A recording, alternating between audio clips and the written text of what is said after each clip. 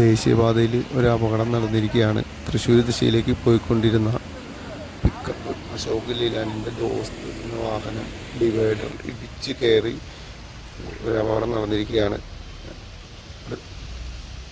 അതിലെ വന്നുകൊണ്ടിരിക്കുന്ന ക്രെയിൻ ഓപ്പറേറ്റേഴ്സിൻ്റെ സംയോജിത ഇടപെടൽ മൂലം യുവാവിനെ രക്ഷപ്പെടുത്തി ആംബുലൻസിൽ കയറ്റിവിട്ടു.